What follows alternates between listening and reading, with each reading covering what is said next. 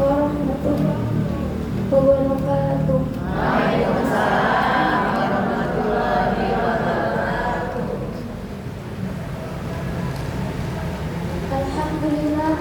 Alhamdulillahi hamdan katsiran kama amar wa lakal hamdu kama yanbaghi li jalali wajhikal karim wa li azimi sultanik.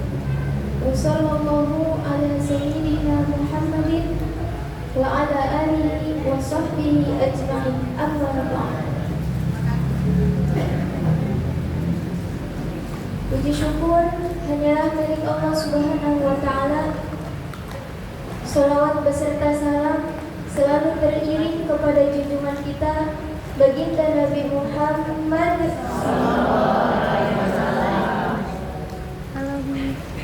beserta keluarga dan para sahabatnya.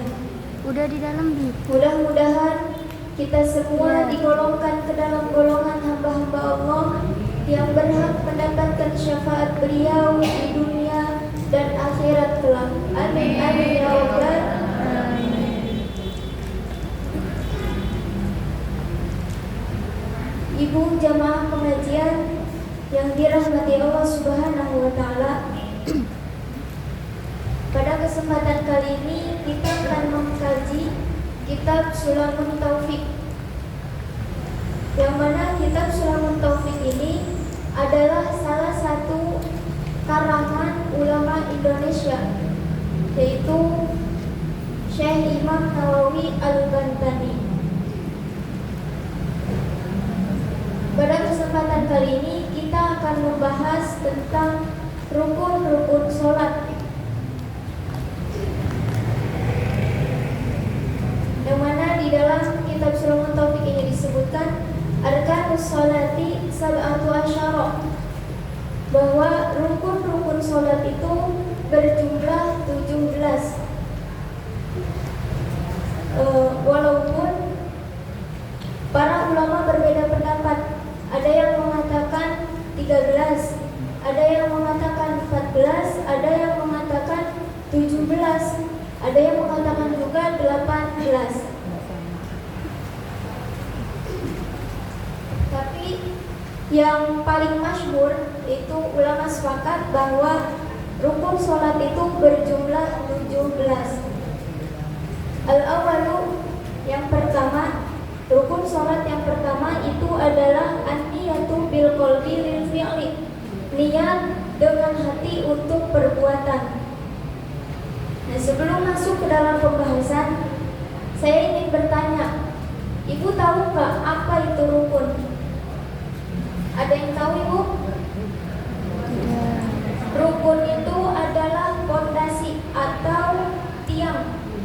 Ibarat kata bangunan, dia nggak bakal bisa berdiri kokoh, dia nggak bakalan seimbang kalau tanpa tiang. Begitupun rukun sholat. Ia kalau tanpa rukun, maka sholat itu bisa rusak. Kalau kita menghilangkan salah satu rukun sholat, maka sholatnya bisa rusak. Nah, rukun yang pertama ini adalah niat dengan hati untuk perbuatan. Nah, niat ini adanya di dalam hati, wajib ada di dalam hati. Lalu bagaimana orang yang sholat tapi dia niatnya di lisan? Nah, itu tidak boleh. Kenapa? Karena syarat niat itu adanya di dalam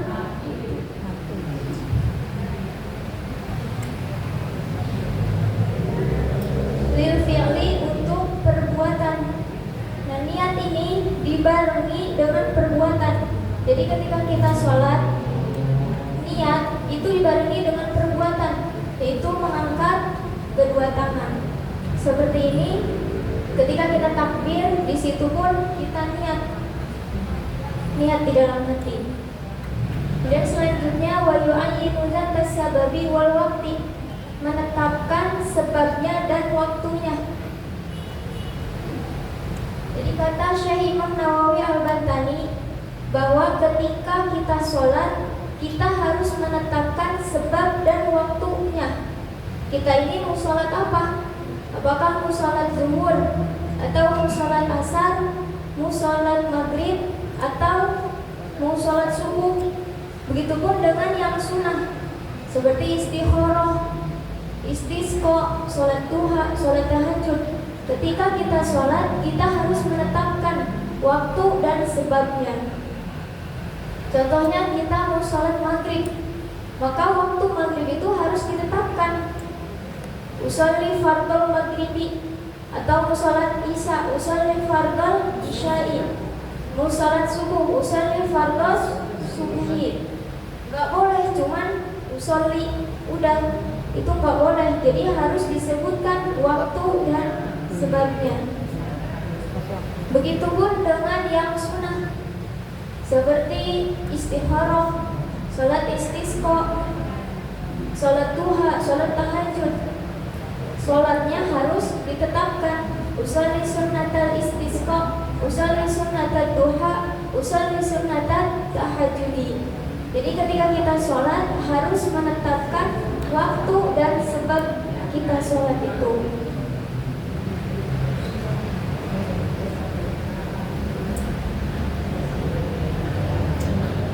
Wayanwi al-fardiyata fil fardi. Kemudian Syekh Imam Nawawi juga mengatakan bahwa ketika kita sholat kita harus niat kefarduan dalam fardu. Maksudnya ketika kita sholat kita harus niat kita ini sholat fardu atau sholat sunnah. Ketika kita sholat fardu yang kita sebutkan usolli fardo, usolli fardo subhi. Begitupun dengan sholat yang lainnya. Dan sholat sunnah, usolli sunnatat duha, sunnahnya harus disebutkan karena itu bagian dari rukun-rukun sholat. Jadi nggak boleh kita sholat cuma usolli duha, usolli tahajud, usolli istisqa, usolli, masih banyak lagi. Jadi ketika kita sholat harus menetapkan dan niat kefarduan dalam sholat fardu. Wa yaqulu bihaitsu yusmi'u nafsahu ka kulli ruknin qawli Allahu akbar wa huwa sani arkaniha. Dan dia mengucapkan sebagaimana dia memperdengarkan kepada dirinya seperti rukun qauli Allahu akbar, dan dia itu rukun yang kedua.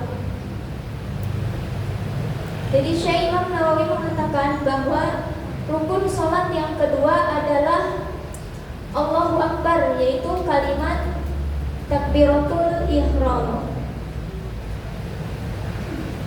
yang mana mengucapkan takbiratul ihram ini harus terdengar oleh kuping kita sendiri.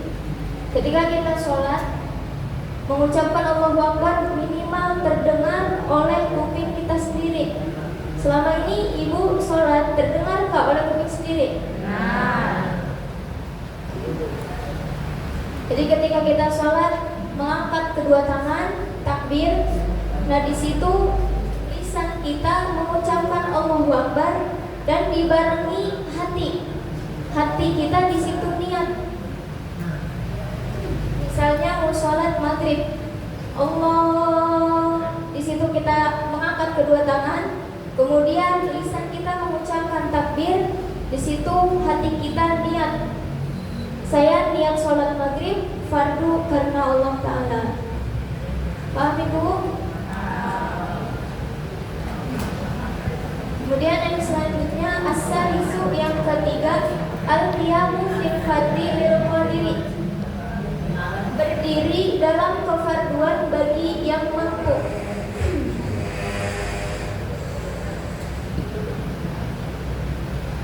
Jadi rukun sholat yang ketiga itu adalah al-qiyam, yaitu berdiri.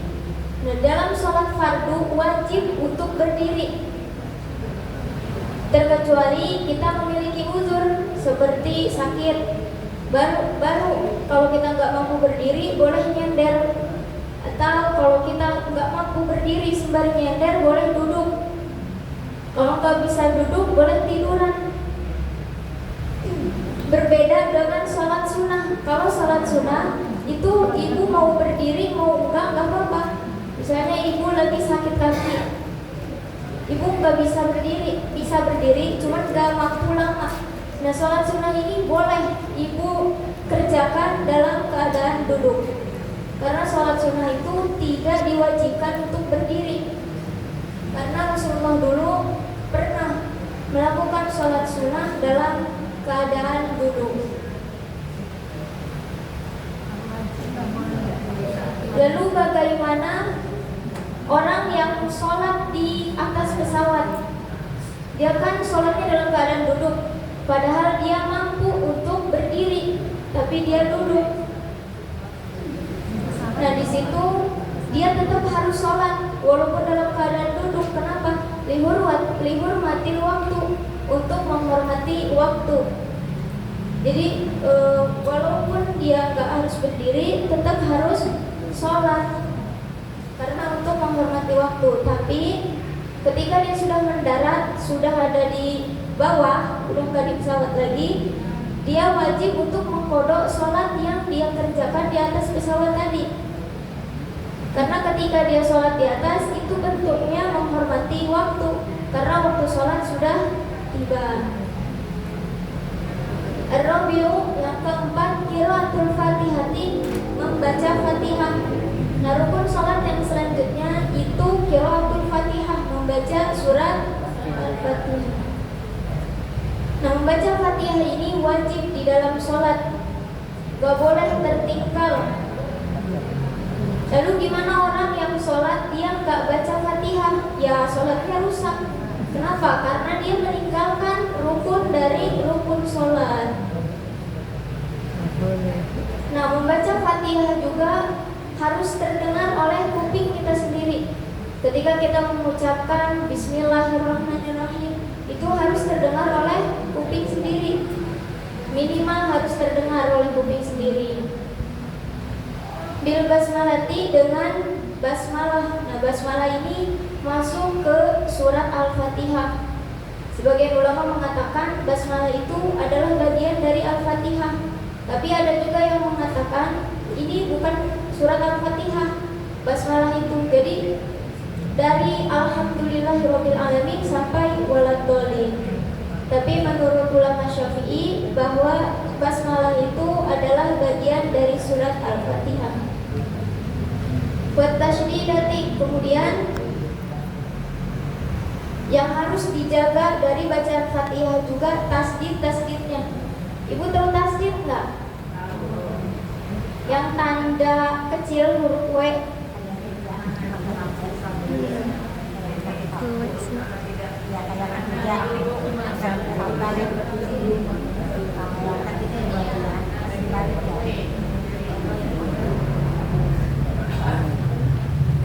Tasdid yang ada di surat Al-Fatihah itu tidak boleh tertinggal satupun. Tasdid yang ada di dalam surat Al-Fatihah itu ada berapa? Ada 14. Bisa dihitung. Bismillahirrahmanirrahim. Bismillah. Bismil dari mil ya. 1. Bismillahirrahmanirrahim. 2. Jadi dalam satu ayat itu ada 3. Bismillahirrahmanirrahim. Alhamdulillah. Itu yang keempat. Rabbil alamin. Rabbil ada 5. Ar-Rahmanir-Rahim. Maliki yaumiddin. Berapa?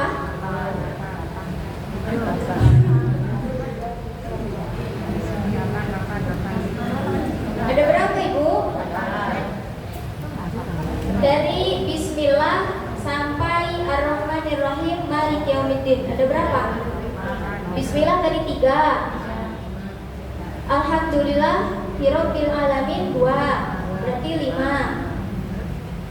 Ar-Rahmanir-Rahim 2. Ar-Rahmanir-Rahim berarti 7. Maliki yaumiddin. 8.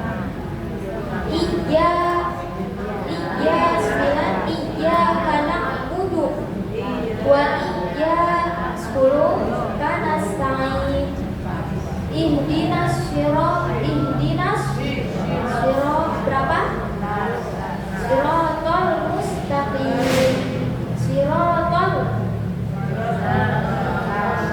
Sirotol ladzina an'amta 'alaihim ghairil maghdubi 'alaihim walad berapa? Waladhdallin. Ada 4. Nah, tasdid yang berjumlah 14 itu tidak boleh tertinggal ketika kita melaksanakan sholat. Wa muwalatihah. Nah, selanjutnya yang harus dijaga dari Fatihah juga muwalat. Muwalat itu apa? Terus berlangsung bacaan Fatihahnya. Kayak misalnya Bismillahirrahmanirrahim. Alhamdulillahirabbil alamin. Boleh jeda untuk mengambil nafas. Itu gak apa-apa. Jangan sampai kita baca Fatihah lama jedanya. Bismillahirrahmanirrahim. Kita ngeliatin gini dulu. Nah, itu gak boleh. Jadi harus langsung membaca ayat selanjutnya. Wa tartibiha. Nah, selanjutnya yang harus dijaga dari Fatihah juga tartibnya. Tartib itu apa? Tartib itu berturut-turut, harus sesuai urutan. Dari Bismillahirrahmanirrahim, Alhamdulillahirabbil alamin, terus sampai waladhdallin. Harus sesuai urutan. Jadi nggak boleh kita baca Fatihah berantakan. Dari Maliki yaumiddin, Bismillahirrahmanirrahim, waladhdallin. Gak boleh seperti itu. Wa ikhrajul hurufi min makharijiha. Kemudian harus mengeluarkan huruf dari makhrajnya. Maksudnya mengeluarkan huruf dari tempat keluar huruf sesuai, harus fasih. Alif, ba, ta, sa, ja, ha, ho. Itu semua ketika kita menyebutkan huruf harus fasih. Harus bisa membedakan ha dengan ha, alif dengan ain, kemudian ta dengan to. Itu harus bisa dibedakan. Wa adamul lahwi al-mufidhi bil makna. Kemudian tidak ada perubahan yang merubah kepada makna. Jadi ketika kita membaca Fatihah, kita tidak boleh merubah makna yang ada di dalam Fatihah. Contohnya kayak gini, An'amta 'alaihim, artinya engkau telah memberikan nikmat kepada mereka. Terus kalau dibaca An'amtu 'alaihim, artinya beda lagi dengan An'amta 'alaihim. Makanya kalau sholat nggak boleh sampai merubah makna. Dari yang tadinya An'amta 'alaihim, dia bacanya An'amtu 'alaihim. Artinya kalau An'amtu 'alaihim itu aku telah memberikan nikmat kepada mereka. Beda dengan An'amta 'alaihim. Kalau An'amta 'alaihim artinya engkau telah memberikan nikmat kepada mereka. Satu saja kita merubah makna dari